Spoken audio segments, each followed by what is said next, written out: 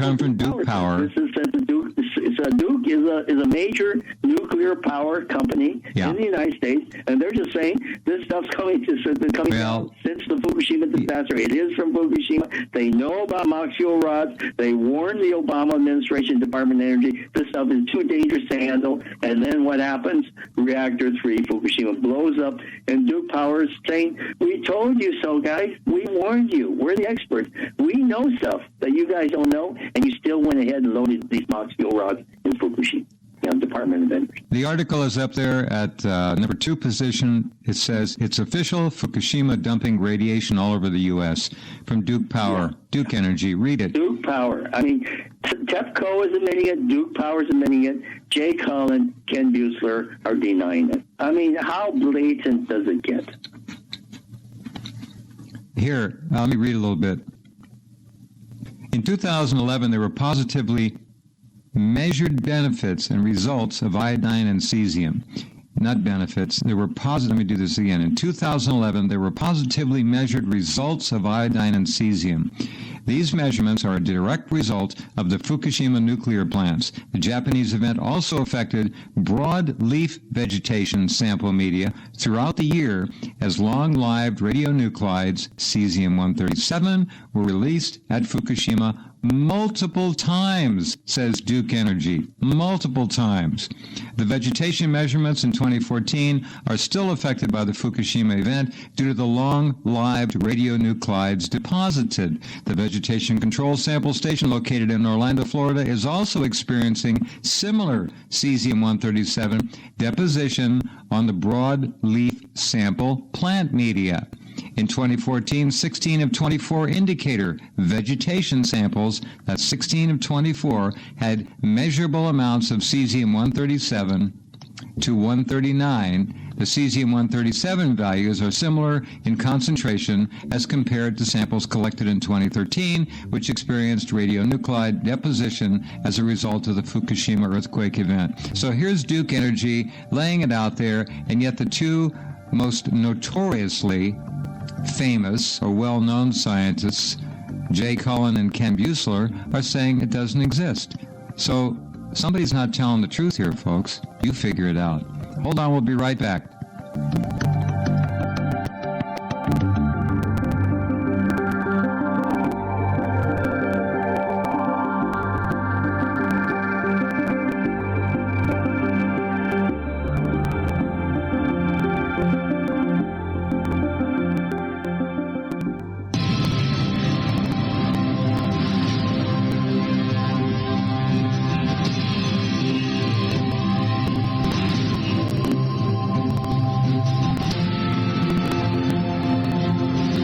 Okay, let's get back to this. Let me read this a little bit more to make sure I get as much out as I can to balance the story.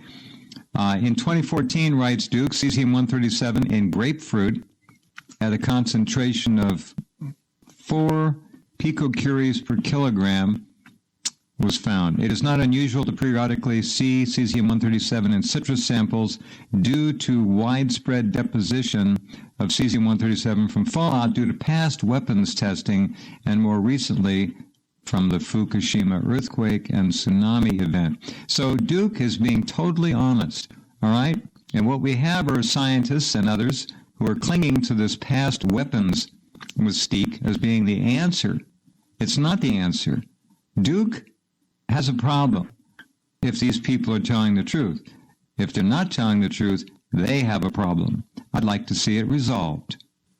Dana, let's hear from you. How's everything else in your life besides this? Is there a life besides outside of this court case anymore? No. I mean, just want to get a pretty happy fellow. You like the ocean. You like the outdoors. Yeah. What are you doing in your pastime now that you're not on the rubber dinghy like you like to be? You enjoy. I finally realized it. These horrible waves, the icy winds, the huge dangers, the spills you've had. You actually enjoy it. The rest of us are worried about you, but you seem to thrive out there. I'm not going to lie that's who I am. That's my personality, and that I thrive in that environment. The worse it threw at me, the more work I seem to get done. The uglier Yeah, it your was, the experience colder it was, improves. The worse it is, the better you feel. It's amazing, huh? I dressed up even better, and I just kept going. I didn't stop for nothing. I didn't care. And I would never come home till I was happy. I just wouldn't come home till I was like, I'm not coming home till I got it all done, because I might never get another opportunity to go up and do it. I can't even imagine what you did. Crazy. I really can't. I mean, he's got video, folks, when he's out by himself in this 21-foot Zodiac, in the wind, in the rain, giant seas, and he's going up and down between these valleys and waves and peaks. And it was incredible. It's like a Hollywood film. 260 days, 15,000 miles. And we hit everything. We hit all the prime spots. I had dove most of those spots commercially years ago. Yeah. And so, but it's been a long time, right? So, and not the same operation, not a $500,000 operation underneath you. You don't have a whole fleet there ready to get you if something goes wrong. And you're by yourself. No one knows where you're to. And it's the loneliest trip I've ever made, because there was no animals, no creatures, no insects, no birds. Usually you're comforted by the incredible life in the ocean, but it's gone. It's like that yachtsman who went all the way from Osaka to San Francisco and saw one bird, two fish, and a whale with a huge tumor on its head. He said the ocean is dead. And that was a year and a half ago or so.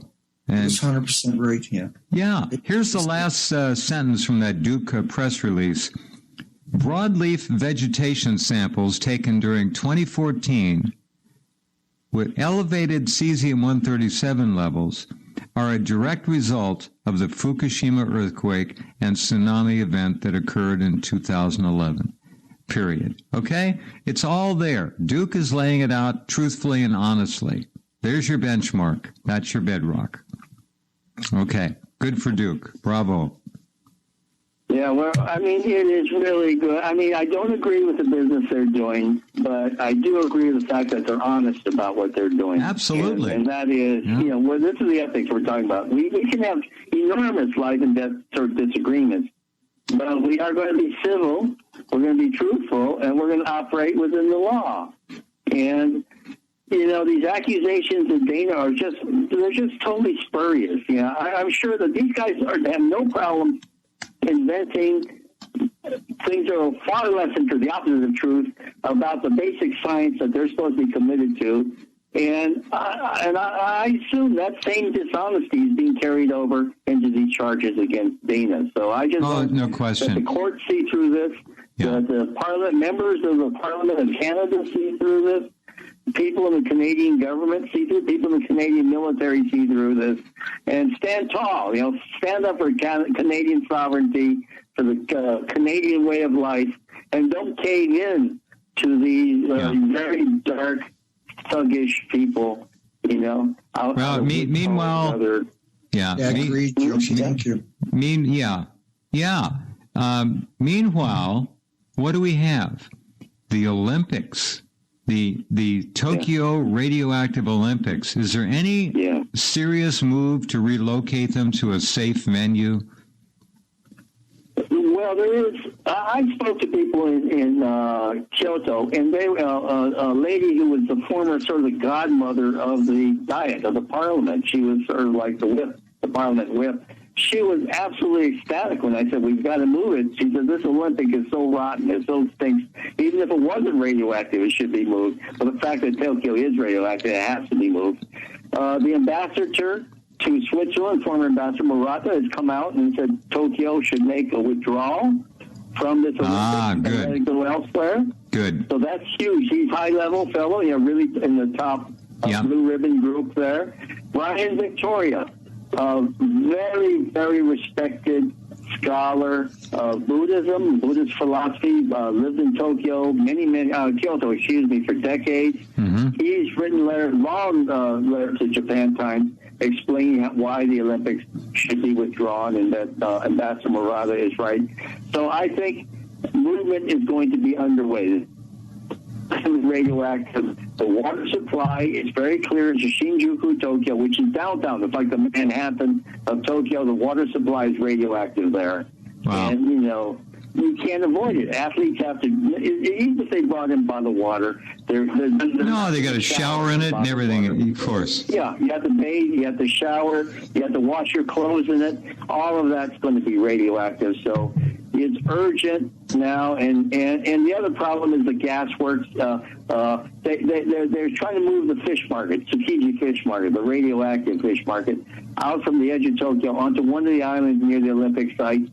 They're finding all sorts of toxic chemicals there. The project is delayed.